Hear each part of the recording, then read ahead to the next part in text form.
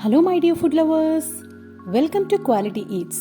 నా channel subscribe చేసుకొని నన్ను ఎంకరేజ్ చేస్తున్న మీ అందరికీ చాలా థ్యాంక్స్ అండి. ఈరోజు మన రెసిపీ పన్నీర్ రసగుల్లా. ఇది చాలా జ్యూసీగా, సాఫ్ట్గా, చాలా టేస్టీగా ఉంటుంది. ముందుగా 1 లీటర్ పాలు తీసుకొని మరిగించుకుందాం. కొద్దిగా మరిగిన తర్వాత 2 టేబుల్ స్పూన్స్ వెనిగర్ యాడ్ చేసుకుందాం.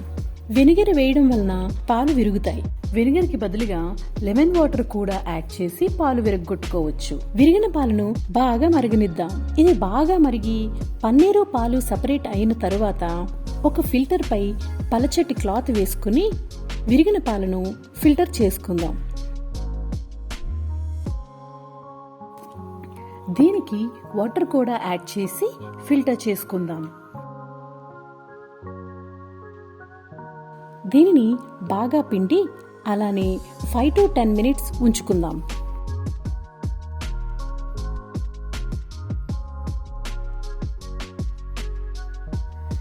ఫైవ్ టు 10 మినిట్స్ తరువాత పన్నీర్ని ఒక ప్లేట్లో తీసుకుందాం. దీనిని బాగా వేలతో నొక్కి స్మాష్ చేసుకుందాం. ఇందులో 1 టేబుల్ స్పూన్ కార్న్ఫ్లోర్ కూడా యాడ్ చేసుకుని బాగా కలుపుకొని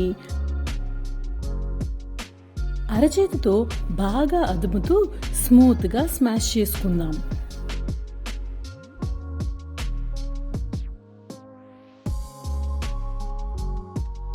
దీనిని మరీ ఎక్కువసేపు అదమకూడదు.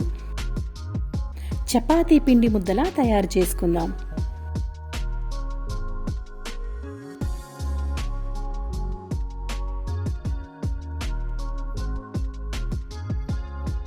కొద్దిగా పిండిని తీసుకొని రౌండ్ బాల్స్లా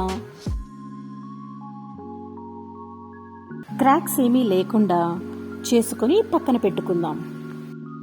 ఇలా పన్నీరును అంతటినీ బాల్స్లా చేసి ఒక ప్లేట్లో పెట్టుకుని మూత పెట్టుకుందాం.